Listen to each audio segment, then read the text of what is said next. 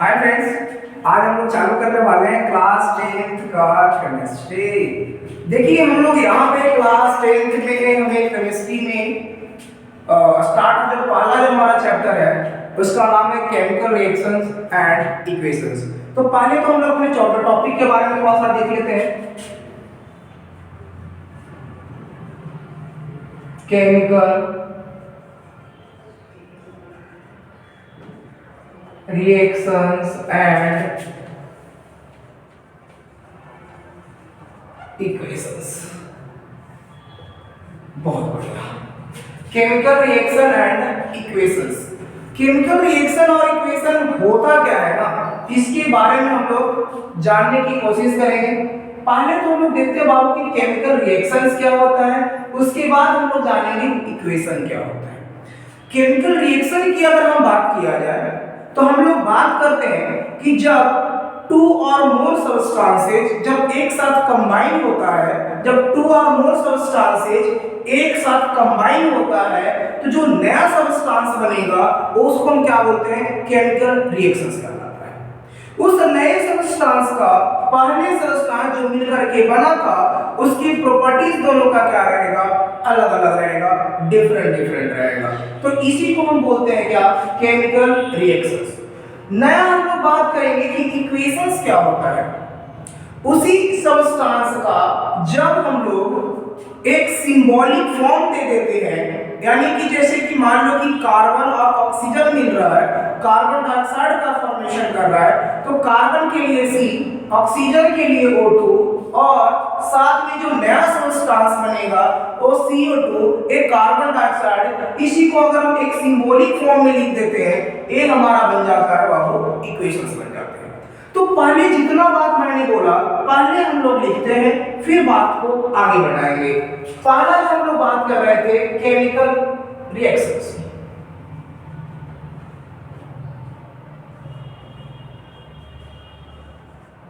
Chemical reactions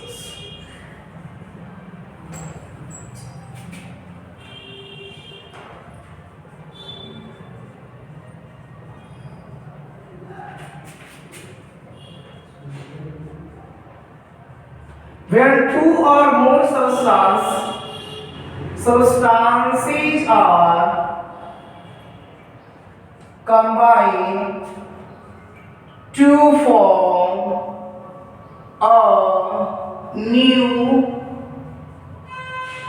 new substance with new properties are called chemical reactions। Very good। Where two or more substances, यहाँ भी इस line को अपने को ध्यान देना है।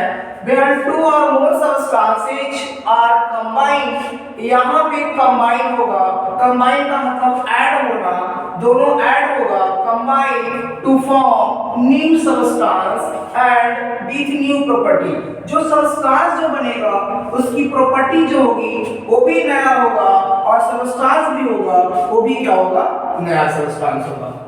यहाँ पर एक बात और अपने को याद रख के चलना है, तो यहाँ पे देखते हैं कि टू और मोर सबस्टांस के अंदर क्या क्या आने वाला है। तो यहाँ पर टू और मोर सबस्टांस की अगर हम लोग बात करते हैं बाबू, तो हमने बोला क्या, C+O2 क्या बनेगा, CO2। C+O2 क्या बनेगा, CO2। C carbon, O2 oxygen, carbon dioxide. C carbon, O2 oxygen, CO2 क्या बनेगा, कार्बन डाइऑक्साइड। यहां पे एक बात और याद रख के चलना है कि C+O2, तो यहाँ पे जो दो और मोर सबस्टांस जो बनेगा इसमें हम लोग बोलते हैं कि जो दो या दो से अधिक सबस्टांस, टू और मोर सबस्टांस जो कंबाइन हो रहा है बाबू, उसको हम क्या बोलते हैं, रिएक्टेंट बोलते हैं। इसको रिएक्टेंट बोलेंगे और इसको क्या बोलते हैं, प्रोडक्ट बोलेंगे। लेफ्ट साइड वाले को क्या बोलते हैं, यहां पर ध्यान दीजिए, एक सबस्टांस दूसरा सब्सटेंस दोनों कंबाइन हो रहा है, तो ये किसका साइन होता है, ये दोनों को कॉम्बिनेशन का साइन हुआ। यहाँ पर इस एरो का मतलब किसका साइन हुआ, रिएक्शन का साइन हुआ। किसका साइन हुआ, रिएक्शन का साइन हुआ। और ये जो CO2 बन रहा है वो हमारा नया प्रोडक्ट बन के निकल रहा है। तो यहाँ पर अपने को याद रखना है कि जो इस रिएक्शन की जो लेफ्ट साइड है, एरो के लेफ्ट साइड का जो भी पार्ट होगा उसको हम बोलेंगे रिएक्टेंट, एरो के राइट साइड का जो पार्ट होगा उसको हम क्या बोलेंगे, प्रोडक्ट बोलेंगे। एरो के राइट साइड के पार्ट को हम क्या बोलेंगे, प्रोडक्ट बोलेंगे बाबू। अब इसमें एक बात याद रखने वाली बात क्या है, हाँ इसमें एक चीज बोलेंगे, यह जो प्रोडक्ट जो होगा, नया प्रोडक्ट बनेगा, जो न्यू सबस्टेंस होगा वो न्यू प्रोडक्ट होगा। साथ में इसमें और भी रखना है, इसकी प्रॉपर्टी होगी, प्रॉपर्टी जो होगी वो भी क्या होगा, नया होगा, न्यू सबस्टेंस बनेगा। अब यहाँ पर एक और क्वेश्चन आपके दिमाग में आ रहा होगा कि यहाँ पर रिएक्टेंट क्या होता है, रिएक्टेंट क्या होता है। रिएक्टेंट की जब हम लोग बात करते हैं बाबू, तो वैसा substance, that substance which takes part in a chemical reactions, the substance which takes part in a chemical reaction, यानी कि उस केमिकल रिएक्शन को कंप्लीट होने के लिए जो जो मटेरियल आपने लिया है, रॉ मटेरियल जो जो आपने लिया है, उसी को हम क्या बोलेंगे बाबू, रिएक्टेंट बोला जाता है। क्या बोलते हैं, रिएक्टेंट कहते हैं। तो यहां पर हम लोग बात करते हैं अब प्रोडक्ट क्या होगा, तो आफ्टर रिएक्शन, रिएक्शन के बाद जो न्यू सब्सटेंस का फॉर्मेशन हो रहा है, जिसकी नए सब्सटेंस बन रहे हैं, प्रॉपर्टीज नए होने वाले हैं, वो सबको हम क्या बोलेंगे, प्रोडक्ट कहते हैं। एक क्या हो गया, प्रोडक्ट हो गया। तो एक है आपके केमिकल रिएक्शंस। और यहाँ पे आप भी बोल सकते हो क्या कि सर क्या सिर्फ ये जो आपने रिएक्शन लिखा, क्या इतना ही केमिकल रिएक्शंस है? नहीं नहीं नहीं, ये बहुत सारे हैं बाबू। जैसे आप बोल सकते हो क्या, डाइजेशन ऑफ फूड, ये भी क्या है आपका केमिकल रिएक्शन है। और भी एग्जांपल आप ले सकते हैं क्या, रस्टिंग ऑफ आयरन, ये भी है आपका केमिकल रिएक्शन है। और भी क्या ले सकते हैं, कलर चेंज हो जाएगा, ये भी आपके केमिकल रिएक्शंस है। तो ये सारे और भी बहुत सारे केमिकल रिएक्शंस यहाँ पर आपको देखने को मिल सकते हैं। बात समझ में आएगी? जैसे हमने बोला क्या, burning of fuel, burning of fuel में क्या, अगर जैसे कोई फ्यूल रखा हुआ है, मान लो कि हमने लकड़ी लिया, लकड़ी को जलाना है, लकड़ी जलेगा, जलने के लिए ऑक्सीजन की रिक्वायरमेंट होगी। आफ्टर जलने के बाद उसमें जो जो निकलेगा, हीट निकलेगा, कार्बन डाइऑक्साइड निकलेगा, ये सारा चीज किसके कारण, ये सारा प्रोसेस क्या हो गया, एक केमिकल रिएक्शंस हो गया। तो ये चीज हम बोल सकते हैं क्या कि ये आपका क्या हो गया, केमिकल रिएक्शंस हो गया। अब हम लोग आगे बढ़ते हैं। एक बात और आपके दिमाग में क्लियर होना चाहिए कि यह जो केमिकल रिएक्शन होता है, एक और बहुत ही प्यारा आपकी बुक में एक एग्जांपल दिया हुआ रहता है, Mg+O2।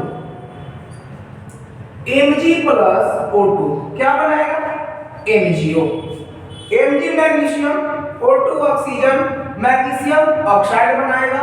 इसको थोड़ा सा बैलेंस कर लीजिए, Mg1 है, Mg1 हो गया, O2 है, 2 है, यहाँ पर 2 लगा दीजिए, यहाँ पर हो गया 2। ये अभी नहीं पढ़ना, थोड़ा सा वेट करेंगे हम वही पढ़ने के लिए। लेकिन अभी जब भी हम इक्वेशन लिखते हैं तो हमें हर हाल में बैलेंस इक्वेशन लिखना होता है, तभी वो जाकर के रिएक्शन सही होता है। या तो इसको स्केलेटन इक्वेशन बोल देंगे तो बात बन जाएगी। तो देयर यहाँ पे हमने बात किया कि जब Mg को ऑक्सीजन के साथ रिएक्शन करवाते हैं तो उसके रिएक्शन से पहले ये बात अपने को याद रखना है कि मैग्नीशियम का क्या लेते हैं, रिबन लेते हैं। इस मैग्नीशियम के रिबन के साथ में पहले उसको सैंड पेपर आता है, जिसको आप लोग आप देखिएगा मैकेनिक्स के दुकान होते हैं ना, वहां पे उन लोग जंग छुड़ाने के लिए उसके ऊपर रखा उसे रगड़ता है, वो उसी को हम सैंड पेपर बोलते हैं, है ना। तो सैंड पेपर जनरली आपको ऑटोमोबाइल की इंडस्ट्री में मिल जाएगा, ऑटोमोबाइल जहाँ पे काम होते हैं वहां पे आपको सैंड पेपर देखने को मिल जाएगा। यहाँ पे हम लोग बात करते हैं बाबू Mg का।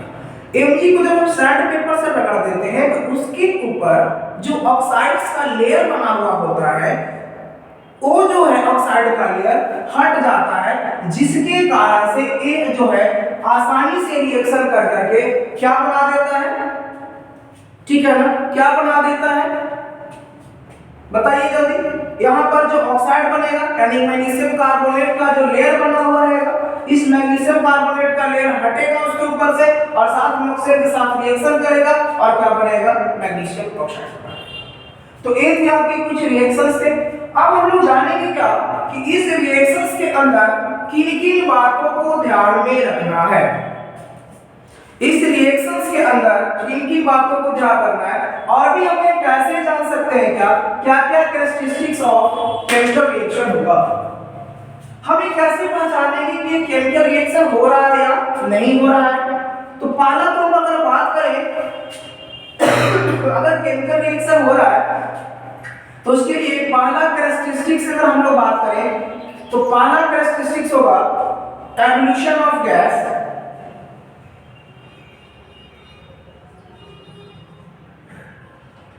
Evolution of gas. दूसरा हम बोल सकते हैं क्या फॉर्मेशन ऑफ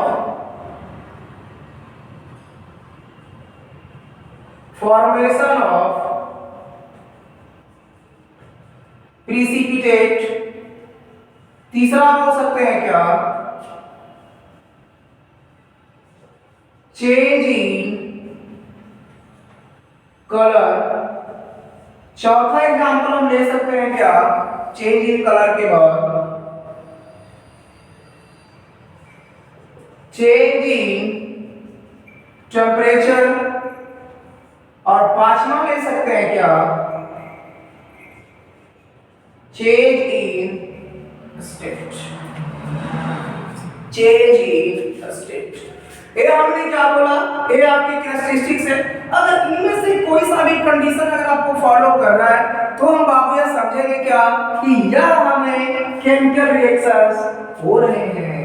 जैसे evolution of gas, evolution of gas. दूसरा फॉर्मेशन ऑफ प्रिसिपिटेट। तीसरा चेंज इन कलर।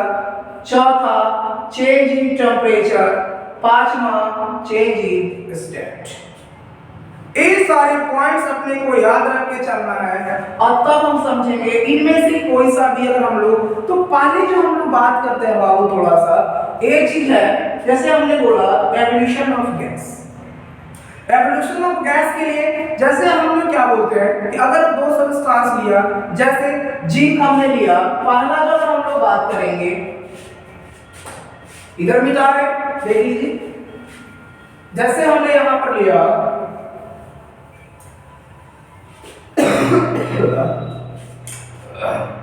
देखिए पहला जो हम लोग बात करेंगे फर्स्ट एवोल्यूशन ऑफ गैस के लिए हम लोग बात करेंगे।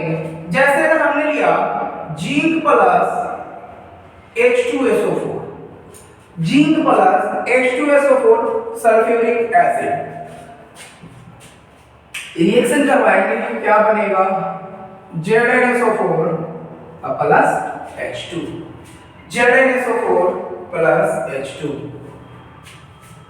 यहां पे अगर हम लोग बात करें ये क्या बन रहा है Zn plus H2SO4 ZnSO4 plus H2। यहां पे हम लोग बात कर रहे हैं कि यहां से यह जो है क्या निकल के आ रहा है, इसमें हाइड्रोजन गैस रिलीज हो रहा है। यह जो हाइड्रोजन गैस यहां से निकल रहा है जिंक में जब सल्फ्यूरिक अम्ल को जब इसके अंदर हम डालते हैं तो क्या बनता है ये हमारा ZnSO4 प्लस H2 बनता है। दूसरा एग्जांपल अगर आप चाहो तो देख सकते हो Zn plus HCl, ZnCl2 plus H2। ये एरो साइन जो है वो किसको रिप्रेजेंट करता है गैसियस स्टेज को। किसको गैसियस स्टेज को रिप्रेजेंट करता है। इससे पता चलता है कि यहां से गैस निकल रहा है। बात समझ में आया? यहां तक कोई डाउट? तो एक बार देख लीजिए यहां पर अगर कहीं कोई डाउट आ रहा है तो आप देख सकते हैं। इसके लिए ना आपको अगर एक तो चलो डायरेक्ट बेस में हमने ले लिया, इसके लिए चाहेंगे तो हम लोग थोड़ा सा एक एक्सपेरिमेंटल भी चीज हम लोग देख सकते हैं बाबू। एक हमने कोनिकल फ्लास्क ले लिया है, एक हमने कोनिकल फ्लास्क ले लिया है। इसके अंदर हमने क्या डाला जिंक का ग्रैन्युल्स डाला है, ऊपर से हमने HCl डाला है या H2SO4 डाल दो। जैसे ही रिएक्शन के करना चालू करेगा, थोड़ी देर बाद अगर हम लोग इसके अंदर देखेंगे कि इसके अंदर छोटे छोटे बबल्स निकल रहे हैं भैया, छोटे छोटे बबल्स निकलना चालू हो गया, जिससे यहाँ पे हम बोल सकते हैं क्या कि यह जो बबल जो होगा यह कौन सा गैस होगा, हाइड्रोजन गैस होगा। तो एक चीज भी आप चाहे तो देख सकते हैं और बता सकते हैं। अगला हम लोग बात करेंगे formation of precipitate. Formation of precipitate का मतलब क्या होता है, किस तरीके से होगा। जैसे अगर मान लिया जाए कि जब पोटेशियम आयोडाइड को लेड नाइट्रेट, पोटेशियम आयोडाइड को जब लेड नाइट्रेट के अंदर डाला जाता है तो इसमें हम लोग क्या देखते हैं कि इसमें जो आफ्टर रिएक्शन क्या बन जाएगा, तो आफ्टर रिएक्शन जो बनेगा लेड आयोडाइड का फॉर्मेशन होगा, और यह जो लेड आयोडाइड होगा वह प्रिसिपिटेट के रूप में जमा हो जाता है, और इसी से हम बोल सकते हैं क्या कि यहाँ पर इसको हम बोलते हैं क्या, प्रिसिपिटेशन रिएक्शंस बोल सकते हैं। यहाँ पे हमको देखेंगे कि जो प्रिसिपिटेट बनेगा वह किस कलर का होगा, येलो कलर का होगा। कैसा होगा, येलो कलर का होगा। अगला अगर हम लोग एग्जांपल की अगर बात करें चेंज इन कलर, तो चेंज इन कलर के लिए हम एक एग्जांपल ले सकते हैं क्या कि जब हम सिट्रिक एसिड के अंदर, सिट्रिक एसिड के अंदर पोटेशियम परमैंगनेट के अंदर जब हम सिट्रिक एसिड डाला जाता है, दो चार सिट्रिक एसिड अर्थात नींबू ले लो आप, नींबू में सिट्रिक एसिड होता है, तो आप नींबू के अंदर अगर हम डालते हैं सिट्रिक एसिड को, तो जैसे ही इसको हम सिट्रिक एसिड को डालते हैं क्या हो जाएगा बाबू, उसका कलर चेंज हो जाएगा। पहले जो सिट्रिक एसिड का होता है वो कलर कैसा होता है बाबू, पर्पल कलर का होता है। सिट्रिक एसिड किस कलर का होता है, पर्पल कलर का होता है। आफ्टर चेंज वो किसमें कन्वर्ट हो जाएगा, कलरलेस हो जाएगा। कैसा हो जाएगा, कलरलेस हो जाएगा। तो यहां से हम बोल सकते हैं क्या कि ये चेंज इन कलर हो गया। अगला एग्जांपल हम ले सकते हैं क्या, change in temperature. Change in temperature के लिए सीधा सी बात अगर हम लोग रख दिया जाए, जैसे अगर एग्जांपल ले सकते हैं क्या, क्विक लाइन, जिसको हम लोग व्हाइट वॉशिंग के लिए यूज करते हैं, उस क्विक लाइन को आप ले लो। इस क्विक लाइन के लिए हम लोग क्या क्या कर सकते हैं, क्विक लाइन में जैसे ही वाटर उसमें ऐड करते हैं वहां को, तो जैसे ही देखते हैं कि वाटर ऐड करने के बाद उसमें तेजी से वो खोलना चालू कर देता है, उबलना चालू कर देता है, और एक उबलने के बाद क्या उसमें से हीट रिलीज होती है। तो यहाँ पे जो रिलीज करेगा हीट, इसमें हम बोल सकते हैं क्या, यह केमिकल रिएक्शन हो रहा है। अगला एग्जांपल हम ले सकते हैं क्या, चेंज इन स्टेट्स का ले सकते हैं। चेंज इन स्टेट का एग्जांपल हम लोग क्या ले सकते हैं, सिंपल सी है। जैसे आपने मोमबत्ती लिया, वैक्स लिया, वैक्स का जब हम लोग क्या करते हैं, रूम टेम्परेचर पे उसको गर्म करना चालू कर देते हैं। जैसे ही रूम टेम्परेचर पर डालेंगे वो किसमें कन्वर्ट होगा, जलाएंगे, तो जलाने के बाद क्या होगा, पहले वो लिक्विड फॉर्म में चेंज होना लगेगा, पिघलना चालू कर देगा। पिघलने के बाद क्या करेगा, लिक्विड फॉर्म में चेंज होने के साथ साथ में जब वो जलेगा तो उसमें से क्या निकलेगा, गैस भी निकलेगा जो CO2 के फॉर्म में होगा। तो यहां से बोल सकते हैं क्या कि जब हम वैक्स को ले रहे हैं तो उसमें किसमें, उसके स्टेट्स में चेंज हो रहा है। पहले वैक्स जो था वो सॉलिड फॉर्मेशन था, सॉलिड से किस में चेंज हो रहा है, लिक्विड में, लिक्विड से किस में चेंज हो रहा है, गैसियस में। तो ये सारे फॉर्मेशन की अगर हम बात करते हैं बाबू, तो ये चीज हम बोल सकते हैं क्या कि ये आपका चेंज इन स्टेट्स का एग्जांपल हुआ। तो आई होप मेरी बात आपको यहां तक तो समझ में आ गई होगी कि इस तरीके से हम बोल सकते हैं क्या, अगर एक सारी चेंजेस अगर आपके दिमाग में चल रहा होगा तो हम बोल सकते हैं क्या कि यह जो है क्या है, यहां से हम बोल सकते हैं क्या कि ये थी आपके केमिकल रिएक्शंस। आई होप इतना बात आपको समझ में आ गया होगा। देख लीजिए, देख लीजिए,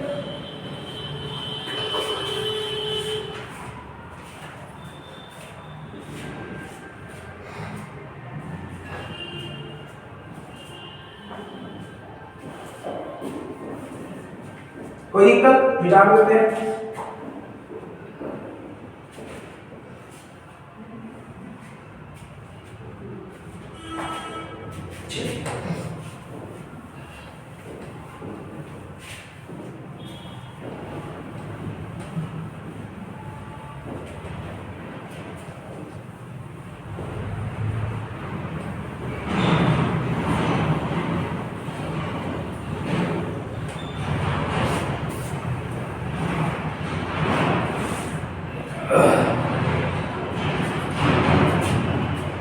अगला हम लोग बात करेंगे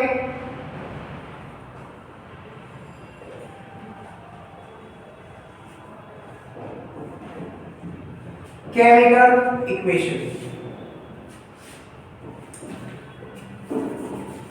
देखिए केमिकल इक्वेशंस की जो बात होती है ना, ये जब हम लोग बात करते हैं केमिकल इक्वेशंस होता क्या है, तो केमिकल इक्वेशंस की अगर हम लोग बात करें तो जब हम किसी केमिकल सब्सटेंस को उसको सिंबॉलिक फॉर्म में रिप्रेजेंट करने की जो टेक्निक होती है, जो लिखने का तरीका जो होता है, उसी को हम क्या बोलेंगे, केमिकल इक्वेशन बोला जाता है। किसी भी सब्सटेंस को जब हम लोग सिंबॉलिक फॉर्म में लिख देते हैं, जैसे अगर हमने बोला जिंक प्लस सल्फ्यूरिक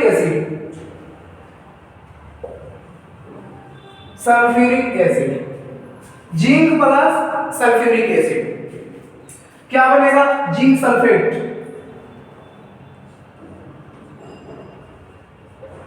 प्लस क्या निकलेगा, हाइड्रोजन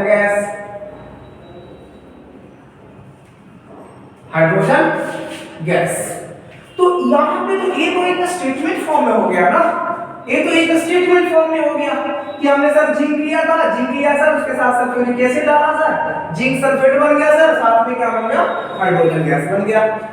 लेकिन नहीं, इक्वेशंस के साथ में हर जगह पे न लिख करके जिंक का फार्मूला क्या होगा बाबू, Zn होगा, सल्फ्यूरिक एसिड क्या होगा, H2SO4 होगा, ये रिएक्शंस का साइन हो गया, क्या बनेगा, जिंक सल्फेट बनेगा, साथ में क्या बनेगा, H2 बनेगा।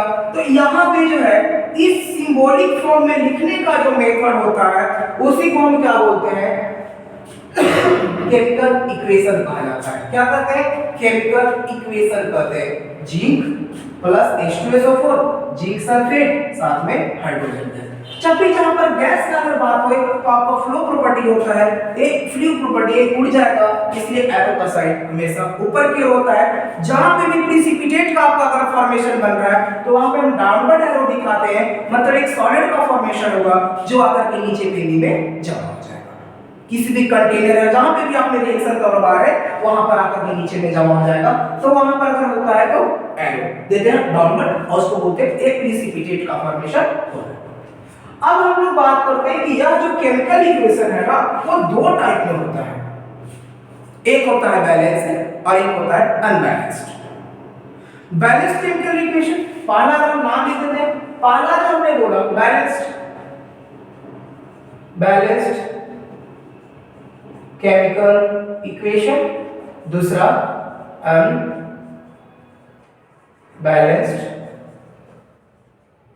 Chemical equation. Balanced chemical equation और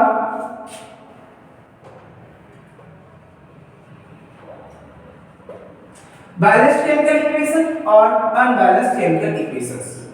बैलेंस्ड केमिकल इक्वेशन की अगर हम बात करें तो इसमें टोटल नंबर जितने भी रिएक्टेंट साइड और प्रोडक्ट साइड का जो एटम की संख्या होगी, नंबर ऑफ एटम्स जो होंगे वो क्या होंगे, इक्वल होंगे, equal number of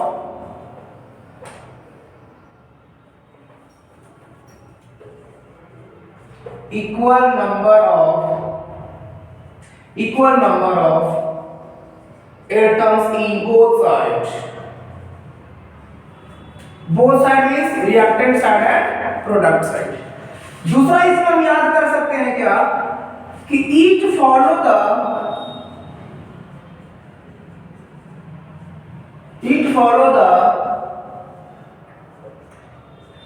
conservation of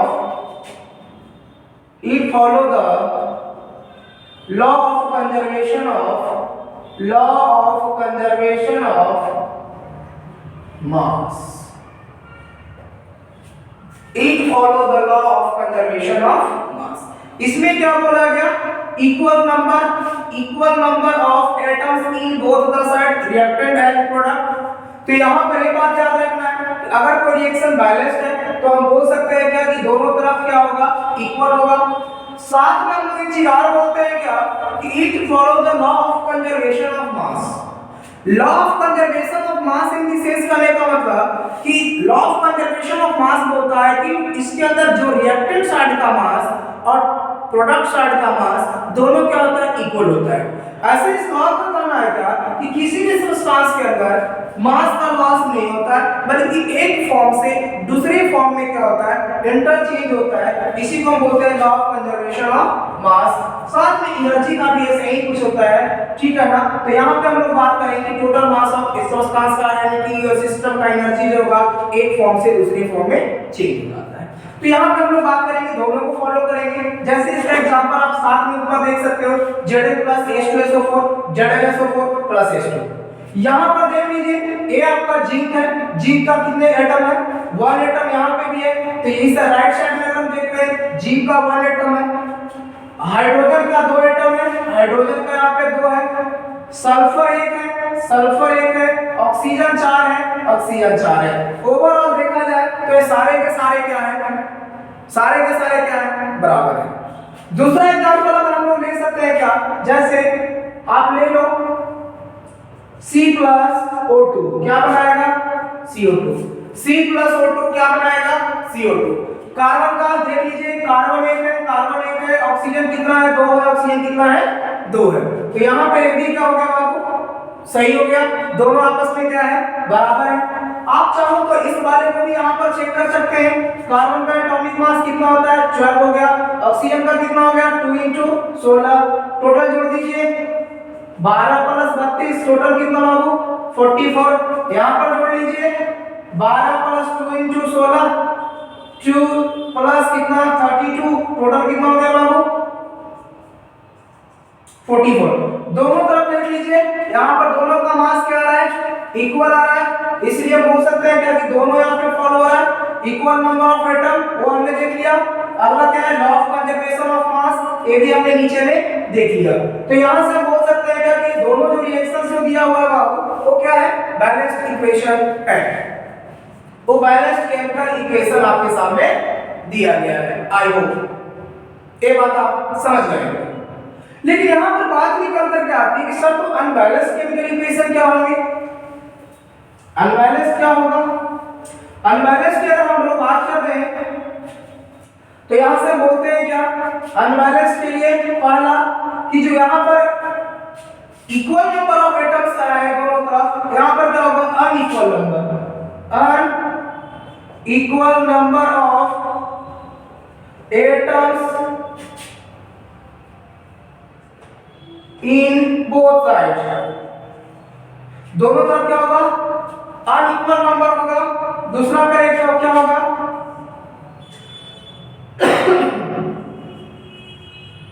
it does not follow law of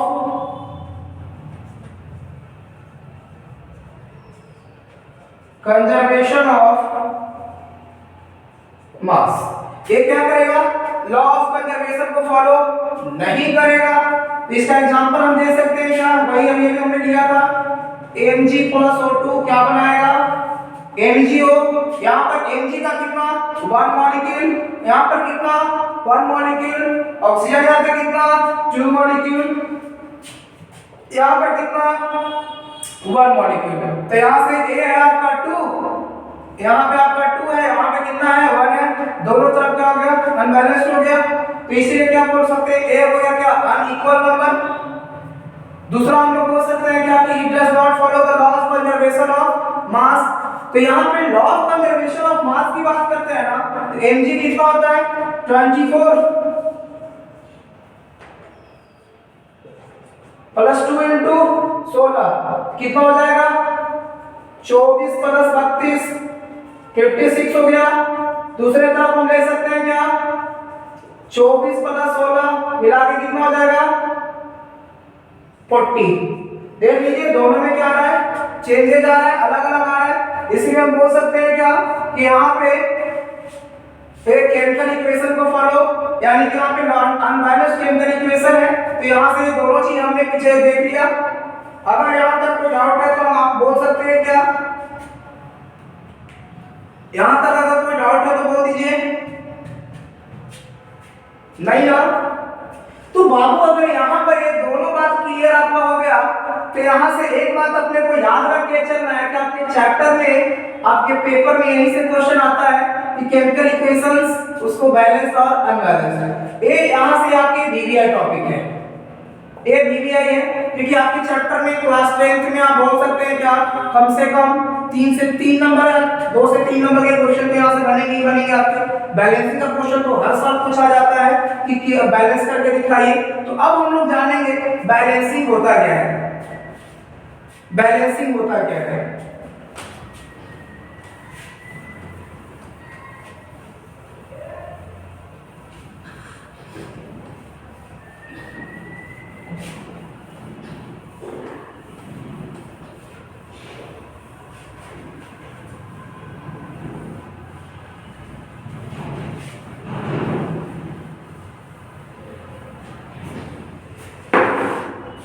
देखिए बैलेंसिंग करने का मतलब होता है ना, सीधा सी बात है, रिएक्टेंट साइड और प्रोडक्ट साइड का दोनों का साइड को हमें क्या करना है, इक्वल करा देना है, उसी को हम क्या बोलते हैं, बैलेंसिंग कहते हैं। सीधा सा दिमाग में फोकस लेके चलिए, रिएक्टेंट साइड का एटम प्रोडक्ट साइड के एटम से अगर बराबर हो जाए तो उसको हम क्या बोलेंगे, बैलेंसिंग हो गया। एटम क्या हो गया, यानी ओवरऑल रिएक्शन क्या है, बैलेंस। फिर भी अगर हम लोग बात करेंगे कि में पहले हम लोग बोलेंगे बैलेंसिंग के कौन कौन से मेथड की अगर हम लोग बात करेंगे बाबू, तो पहला जो हम लोग जनरली पढ़ते हैं हीट एंड ट्रायल मेथड होता है। पहला जो हम लोग बात करते हैं हीट एंड ट्रायल मेथड होता है। दूसरा जो हम लोग बात करते हैं अलजेब्रिक मेथड।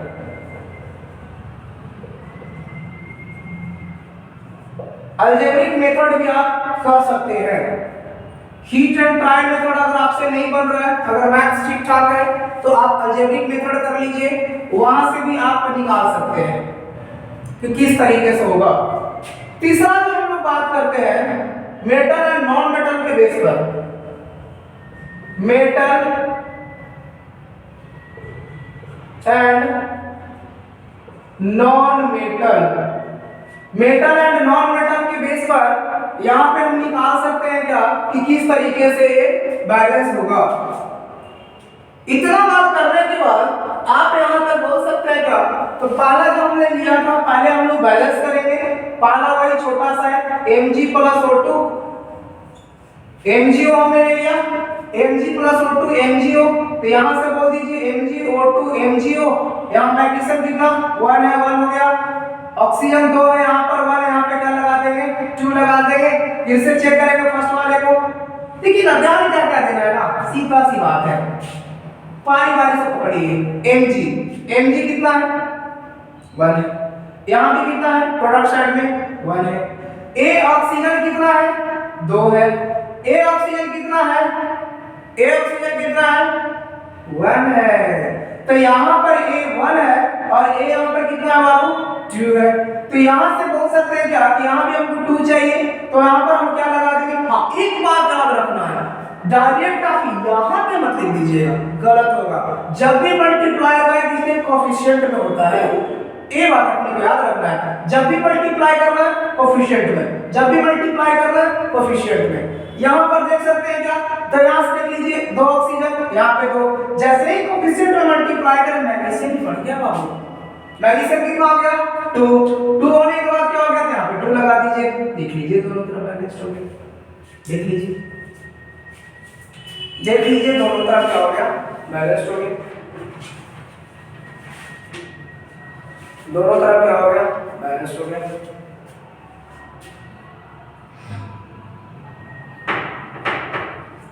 बात समझ में आया? आई होप मेरी बात इतना आपको समझ में आ गई।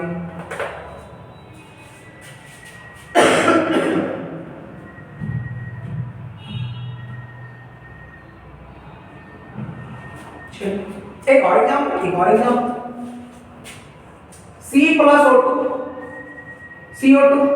अच्छा एक बात और सबसे बड़ा इंपॉर्टेंट बात, सबसे बड़ा इंपॉर्टेंट बात,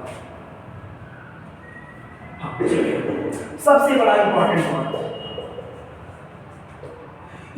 बात ये बात है कि जब भी हम कोई सा भी रिएक्शन लिखें, जब भी हम कोई सा भी रिएक्शन लिखें, अपने को ये याद रख करके चलना है कि इस इक्वेशन को जितना ज्यादा आप इंफॉर्मेटिव बना दीजिए। इंफॉर्मेटिव इन दी सेंस कहने का मतलब हुआ कि उसके सामने वो किस स्टेट में आप उस रिएक्शन में पार्टिसिपेट कर रहा है। जैसे एक छोटा सा एग्जांपल, जैसे कार्बन है, एक कार्बन के हमने सॉलिड स्टेट में है इसलिए एस लिया, यहाँ पर ये क्या है गैसियस स्टेट में है इसलिए जी लिया, और ये CO2 बनेगा, वो भी किस फॉर्म में होगा, गैसियस स्टेट में होगा। इससे यह बात क्लियर हो जाता है कि कौन सा मटेरियल किस स्टेट में लिया गया है। बात समझ में आया? बात समझ में आया? तो यहाँ पर हमने बात किया कि यहाँ से याद रख करके चलना है कि जब हम रिएक्शंस लिखें उसको कोशिश ही करना है बाबू कि फुल इंफॉर्मेटिव बना दे। इंफॉर्मेटिव इन द सेंस करने का मतलब उसका स्टेट क्या है, वो किस स्टेट में बिलोंग कर रहा है। जैसे सॉलिड स्टेट में है, अगर सॉलिड में रहेगा उसके लिए हम एस लिखेंगे, लिक्विड में रहेगा तो एल लिखेंगे, एक्वस में रहेगा तो एक्यू लिखेंगे, और अगर गैसियस में रहेगा तो जी लिखेंगे। ए हो गए आपके उसके स्टेट्स के बेस पे। दूसरा हम लोग बोल सकते हैं क्या, change in temperature. Change in temperature करने का मतलब होगा कि उसमें टेम्परेचर में चेंज हो रहा है तो किस तरीके से हो रहा है। सब्सटेंस जो है, जो रिएक्शन पार्टिसिपेट कर रहा है, वो हीट ले रहा है या दे रहा है।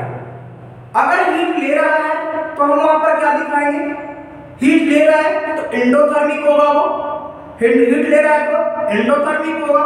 अगर वो हीट रिलीज कर रहा है तो क्या होगा, वो एक्सोथर्मिक रिएक्शन होगा। तो इसके बेस पर आप बोल सकते हैं क्या कि यहां से चीज का दिखा दिए। अगर हम बात करेंगे कैरेक्टरिस्टिक्स, सॉरी कंडीशन, तीसरा अगर हम बात करेंगे किस कंडीशन में है, तो कंडीशन की बात अगर हम लोग लेते हैं तो वहां पर अगर हीट दे रहे हैं कि नहीं दे रहे हैं, साथ में हम बोल सकते हैं क्या वहां पर क्या रिएक्शन को फास्ट हो रहा है, स्लो हो रहा है, उसके लिए कहीं कुछ एक्स्ट्रा तो ऐड नहीं करना पड़ रहा है। तो ये सारी बात, जैसे अगर मान लिया जाए किसी रिएक्शन के अंदर अगर हीट हमको देना पड़ रहा है, उस रिएक्शन के ऊपर बाबू हम लोग डेल्टा का साइन लगाएंगे। हीट को रिप्रेजेंट करते हैं डेल्टा के साथ, डेल्टा के साथ रिप्रेजेंट करेंगे। बात समझ में आया क्या? बात समझ में आया क्या? जैसे एक छोटा सा एग्जांपल हम ले रहे हैं, KClO3 क्या बनाएगा, KCl प्लस क्या बनाएगा, KCl plus O2, KCl plus O2 balance कर लीजिए। यहां पर 2 हो गया, 2 हो गया, 2 2 2 2 हो गया। यहाँ पर कितना, 3 दूनी का 6, यहाँ पे लगा दो होगा 3। यहाँ पर एक बात समझने वाली बात है, इसको पोटेशियम क्लोरेट, पोटेशियम क्लोरेट क्या बनेगा, potassium chloride plus oxygen gas यहाँ पे निकल रहा है। तो यहाँ से अगर हम लोग बात करेंगे कि कौन किस स्टेट्स में था, तो यहाँ से हम बोल सकते हैं क्या पोटेशियम क्लोराइड एक्वस बोल दे, यहाँ पे क्या होगा KCl क्या होगा, सॉलिड फॉर्मेशन हुआ, और O2 किस फॉर्म में चला गया, गैसियस फॉर्म में चला गया। यहाँ पर हम लोग बात कर रहे थे कि किस कंडीशन की बात हो रही है, तो यहाँ पर जैसे ही अगर हम लोग हीट प्रोवाइड करवाएंगे, यहाँ पे हम क्या कर रहे हैं, हीट दे रहे हैं, इसका मतलब क्या हो गया कि यहाँ से हीट को हम किस फॉर्म में दे रहे हैं, इसके ऊपर अगर डेल्टा साइन है मतलब समझे कि इसमें हीट ऐड हो रहा है। अगर दूसरा इसके लिए लिखा हुआ MnO2 manganese dioxide, manganese dioxide, यह जो मैग्नीज डाइऑक्साइड है ना बाबू, यह कैटलिस्ट है, उत्प्रेरक है। कैटलिस्ट या उत्प्रेरक हम बोल सकते हैं इसको। कैटलिस्ट वह सब्सटेंस होता है जो किसी भी रिएक्शंस के अंदर मिल करके उसके रेट ऑफ रिएक्शन को इंक्रीज या डिक्रीज कराता है। क्या मैंने बोला, उसकी रेट ऑफ रिएक्शन को या तो बढ़ा देगा या तो घटा देगा। या तो बढ़ा देगा या तो घटा देगा, लेकिन उसके कंसंट्रेशन में कोई चेंज नहीं करेगा। कंसंट्रेशन मतलब उसकी मात्रा के अंदर, क्वांटिटी के अंदर कोई चेंज नहीं लाएगा। उसको क्या बोलते हैं? कैटलिस्ट बोलते हैं। तो आज के लिए हम लोग आज इतना ही क्लास को देखेंगे। अगले क्लास में हम लोग इसके आगे सारे पॉइंट्स को भी लिखवा देंगे और बात को डिस्कस करेंगे। Thank you.